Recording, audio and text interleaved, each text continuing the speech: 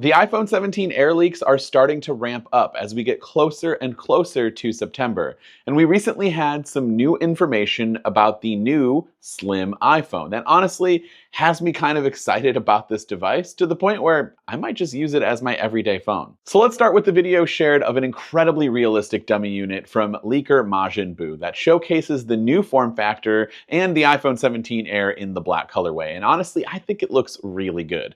I know this is technically not supposed to be a very premium device in terms of specs, although more on that later, but I'm really liking what I see, so much so that again, I really think I might need to give this a main daily driver try.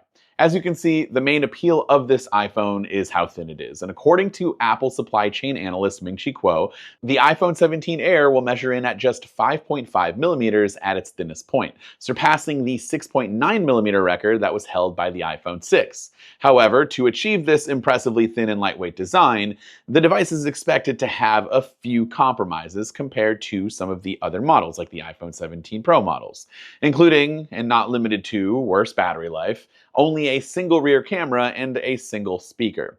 The iPhone 16 Pro models are 8.25 millimeters thick, so the iPhone 17 Air would technically be 33% thinner than those devices if Kuo is accurate with his measurements. This ultra-thin design can be seen in the hands-on video that I'm showcasing right now, along with some of the other device's rumored features, like a 6.6-inch display with dynamic island, a single 48-megapixel rear camera on a wide pill-shaped bump, and a USB-C port, single speaker, action button, and a camera control button.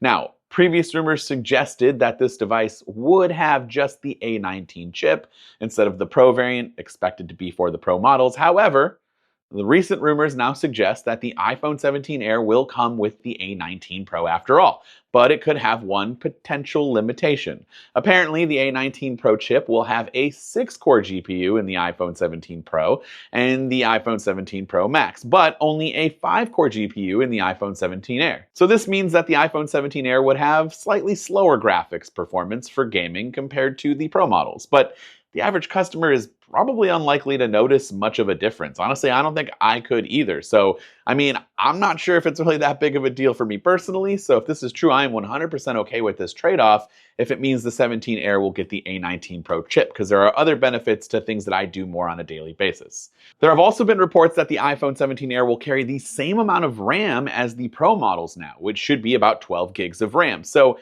at least from an internal specs perspective, the Air is kind of switching things up now and is kind of ended up being a little bit more pro than previously anticipated. Users will still need to circumvent the whole single camera system, especially if you're like me and you really like the telephoto lens, and so you're coming from the 16 Pro Max and you have all 3 lenses to work with. You'll need to get crafty on how you're going to take your images, but the main 48 megapixel sensor should help you out with being able to crop in and even out and not lose a whole lot of quality.